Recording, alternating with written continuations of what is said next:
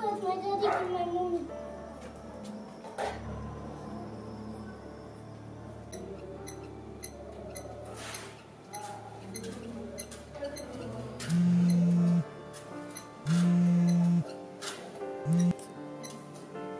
Hello? Who is this?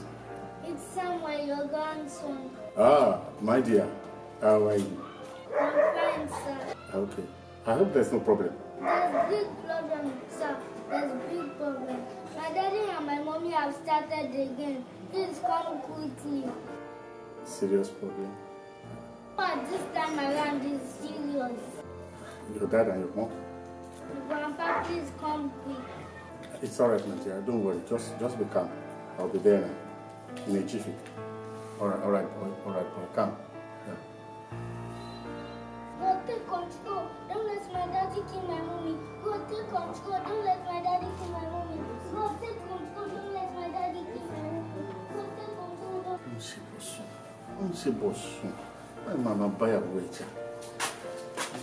Pronto.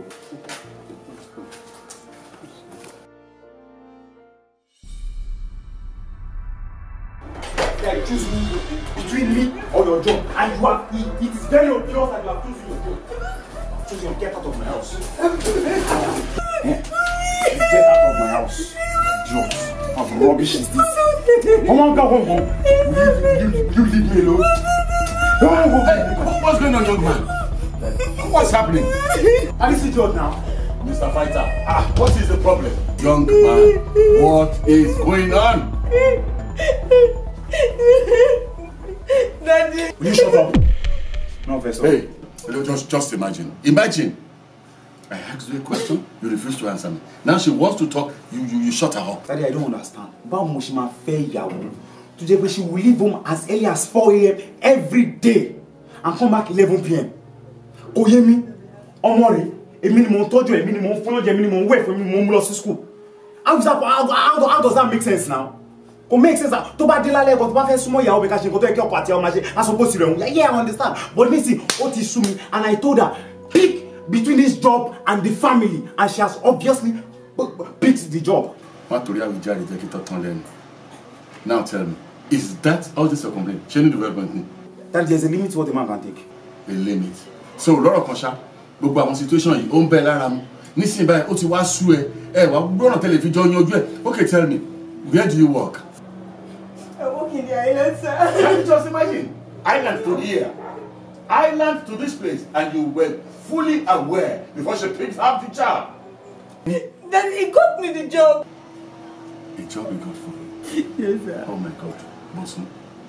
Allah Eshelumba, hotness. Eshelumba. Now, you want to wash if you got the job for her. When do you normally resume? By 8 a.m. 8 a.m. in the morning. Somebody going to island? Resumption time is 8 o'clock. Toba by any 6.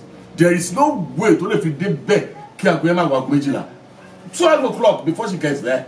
Must be Lagos traffic. So now why are you complaining? Show my only tell any. She works at Victoria Island. The traffic here to this place. Come there close from close at least normal time that every company, every organizations in Victoria Island close everywhere. Close is 5 o'clock. And to close at 5 o'clock. I go to my baby. Before she gets there, there's no way to only what I go makona. Okay, and you know all these things before she started the job. You know it, don't you? The job you got for her. And you work as what? Then I just got promoted as the branch manager. Oh, branch manager.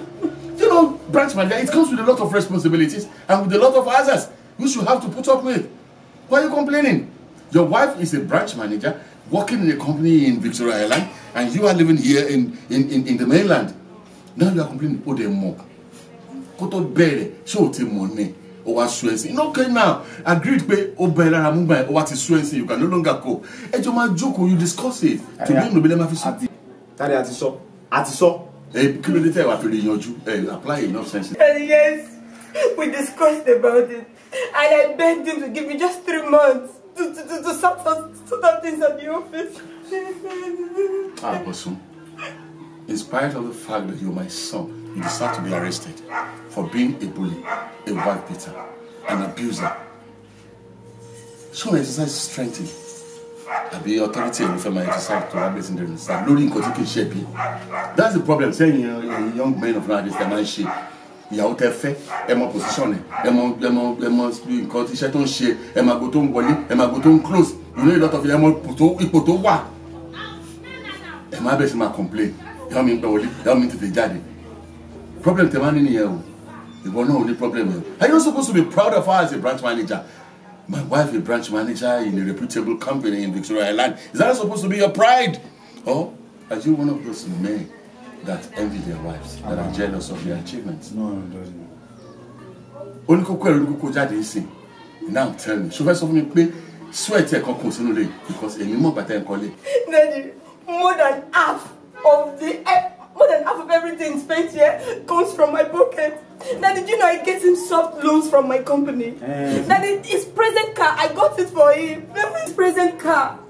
Maybe I should take it to EIT now. Kolo broadcast the car, Kiri. Now we are selling our house. What will happen to our sweat in this house? Then, and to perform from Otofuni, this very smart child,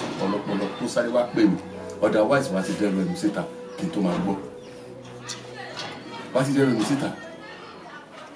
Okay, now. Talo fẹ́ show my mom tẹ̀lé lọ ni àbí àwọn máa dúró tẹ̀. Le mama mi lọ sọ́nà rẹ̀. Le mama lọ. Báwo ṣe máa take care of me? Mi náà mo take care tẹ́lẹ̀ náà. Okay, agreed. Oh, the fair one. Aha! So the kind of love tí wọ́n ní sí ọmọ ìbò ṣe ń ṣe láti pé kó take care àti the kind of love that the mother has for him. So lérò pé ẹlòmíì tí wọ́n máa gbé wọlé yẹn fẹ́ ní irú ẹ̀.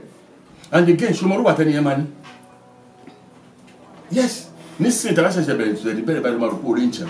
And she could be a Satan, she could be a devil. Ìwà ilé máa da tó nǹkan tí kò tí ẹ lè da tó ń tẹ́lẹ̀ tí ní ni ìyàwó ọ̀sán gan ìyàwó ọ̀rọ̀lẹ́ ayé bọ̀sùn ìdẹ́dẹ́ ẹ̀rù kásìmì ìdẹ́wò àti gbogbo àwọn ọkùnrin tí wọ́n wà nínú position ni ìyàwó mi ń pẹ́ ìyàwó mi ń ṣe bá ṣọ́wọ́n mọ̀ tẹ́lẹ̀ ní ẹ̀mọ́ṣẹ́ tó ń ṣe ní ẹ̀mọ́ ipò tó wà ní ẹ̀mọ́ bí tí iṣẹ́ wà ẹ̀mọ́ bí tí ilé wà ní bẹ́ẹ̀ pẹ́ tó ń tajà náà ẹ̀mọ́ rọ̀dà tó ń tà ní ẹ̀ máa kùn bí ẹ̀ gbogbo ẹ̀ máa dà lóbìnrin yẹn lórí. Meanwhile, most of the fault is yours. Iṣẹ́ tó bá wá tó rẹ̀ mọ́ bí tíṣẹ́ wà tó mọ̀ kò tí yàwó ẹ jẹ́ ẹ ṣe sùúrù o. Bíbélì bá pàṣẹ wípé nǹkan ẹlẹgẹ́ ní obìnrin àgbọ́dọ̀ handle wọn bẹ́ẹ̀ ẹlẹgẹ́ ni. Women are delicate things in the hands of women. So wọ́n ṣe nǹkan tó yẹ pé àgbọ́dọ̀ máa dẹ̀ṣẹ́ bọ̀ mọ́ alégede. You don't. They are not supposed to be beaten. They are not supposed to be bullied. They are delicate human beings, delicate creatures that we have to pamper. We have to love your wife, pamper your wife, treat your wife well. That is what will make you, even as a man, progress in all your doings. You pamper them, you treat them well. You don't bully a woman, you don't beat a woman, don't be a wife beater. It's not right. Now, boss, tell me, Taruko and Risita.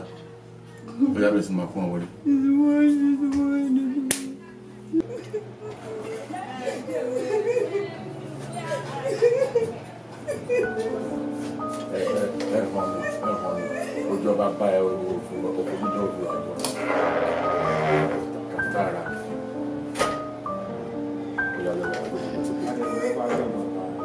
owó òdùn bá máa bẹ̀rẹ̀ sí àwọn 120 láti kẹ́rù rẹ̀.